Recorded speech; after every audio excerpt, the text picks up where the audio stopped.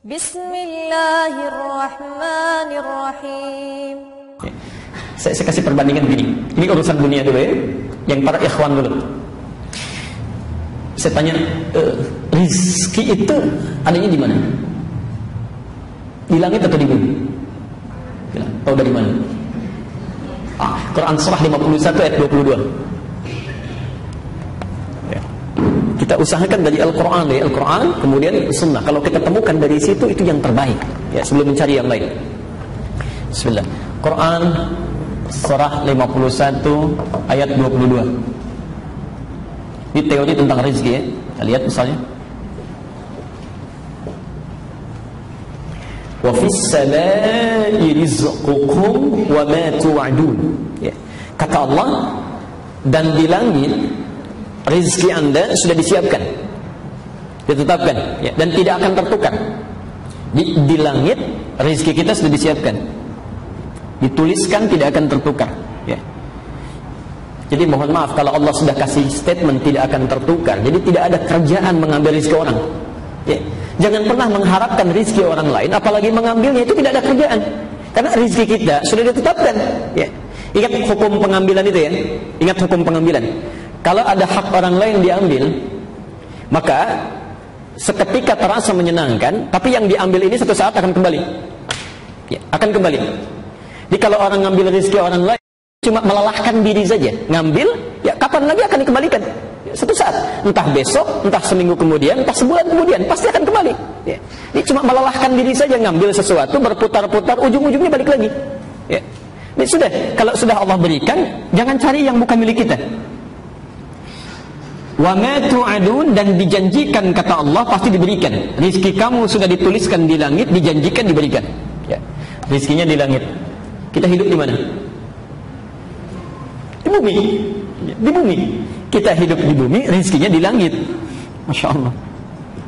Kita bertanya, ya Allah, bagaimana seperti ini? Kami hidupnya di bumi, rizkinya di langit.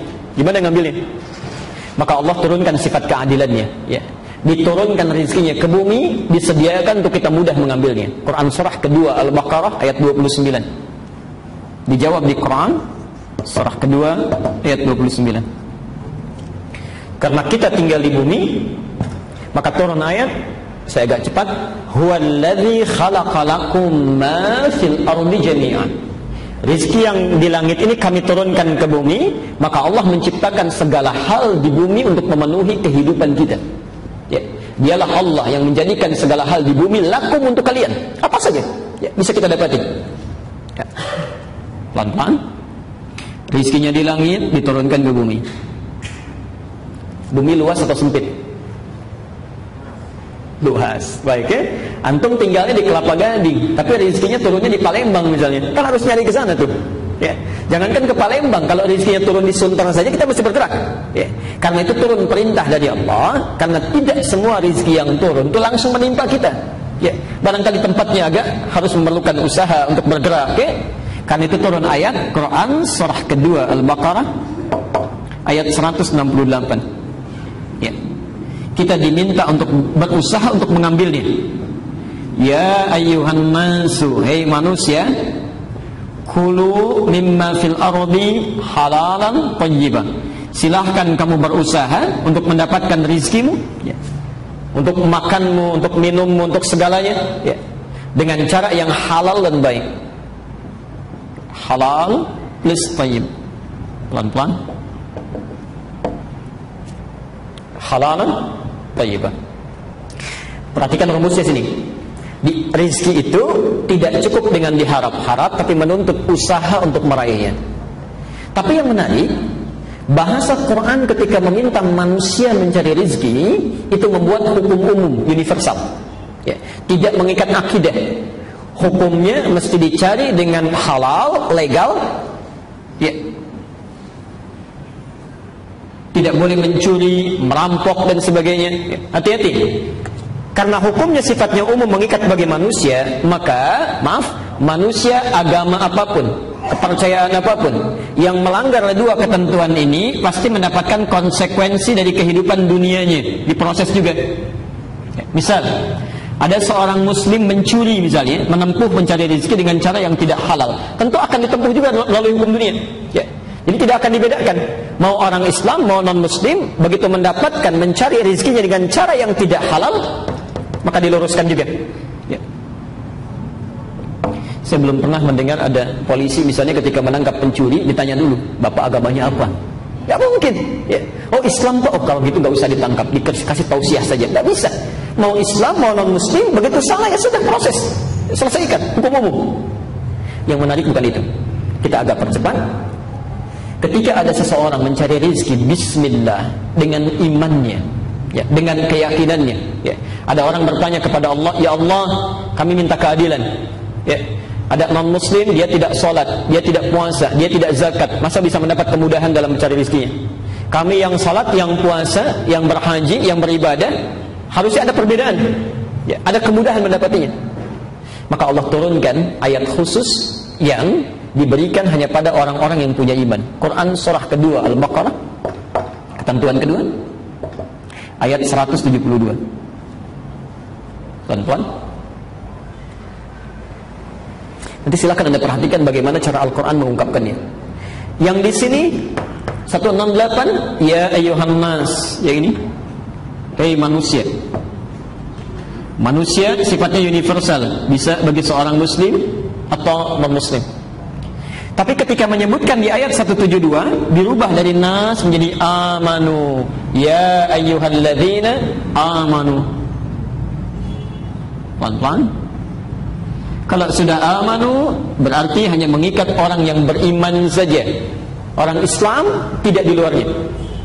Sekarang lihat ayatnya. Ya ayyuhalladzina amanu kulu. Di sini ada kulu, di sini ada kulu. Tapi yang hebat, di sini mimma fil ardi halalan thayyiban, yang di sini kalimat halalnya dibuang. Kulu min thayyibati ma razaqnakum, halalnya dibuang, thayyibnya dijamakkan, thayyibat. Masyaallah. Ma razaqnakum.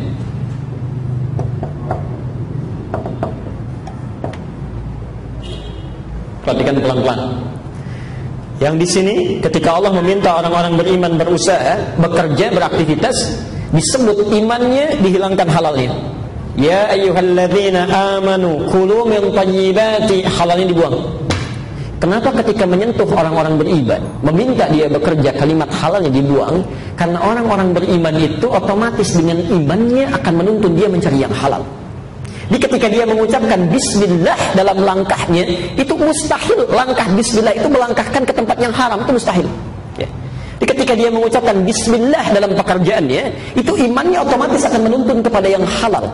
Jadi kalau ada orang merasa beriman, bahkan mengucapkan kalimat Allah dalam pekerjaannya, tapi dia mengerjakan yang haram dalam pencariannya, ada yang salah dalam imannya, ada yang keliru. Nah sekarang perhatikan, kalau ada orang-orang mengerjakan sesuatu bismillah, bismillah, bismillah, merasa diawasi Allah dengan maknanya, bukan hanya kalimat yang mengalir di lisannya, maka sifat Rahman Allah diturunkan pada dirinya saat di dunia. Rahman, maha pemilik segala keluasan dunia. Ma razaqnakum, lihat kalimatnya. Maka kami yang akan mudahkan dia mendapatkan rezeki, bukan dia yang lelah mencarinya. Ma razaqnakum, kami yang berikan, bukan kamu yang lelah untuk mencarinya. Ya. Jadi kalau kita mencoba untuk meningkatkan iman kepada Allah Subhanahu wa taala, kemudian diterapkan dalam aktivitas kehidupan, makan bismillah, minum bismillah, merawat anak bismillah, bekerja bismillah, maka Allah akan berikan naungan dalam kehidupan kita yang tidak akan pernah diberikan pada orang-orang yang tidak bismillah dalam kehidupannya. Jelas ya? Baik. Apalagi kalau dibuktikan dengan amal soleh. Ya. Ini bukan cuma kerjanya bismillah.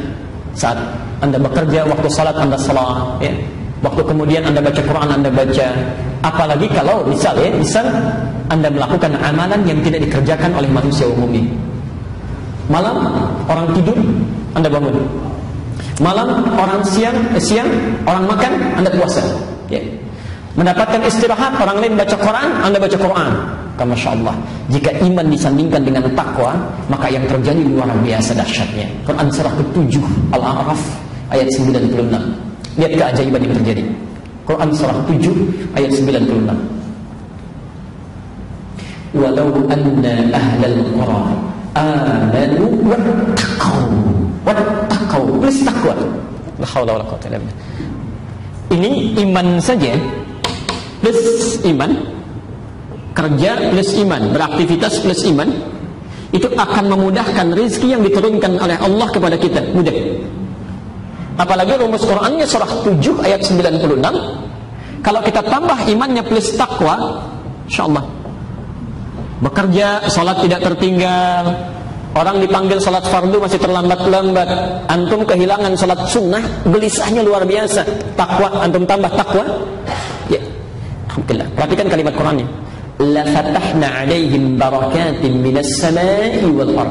Pasti kami bukakan pintu keberkahan rezeki, baik dari langit ataupun dari bumi.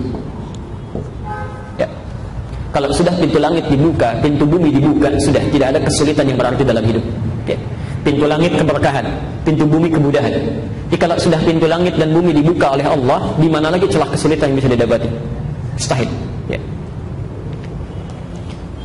Karena itu orang yang bismillah dalam setiap aktivitasnya pasti mendapatkan rahman Allah dalam kehidupannya. Coba nanti antum sesekali, yang ikhwan terutama ya, baca sirahnya sahabat-sahabat Nabi, terutama yang kalangan pengusaha, Pak. Ya. Misal Abdurrahman bin Auf, Uthman bin Affan, dan yang lainnya. Kalau punya kitabnya An-Nawawi itu yang At-Tibyan, ya, coba dilihat yang kitab aslinya itu halaman 47 itu ya.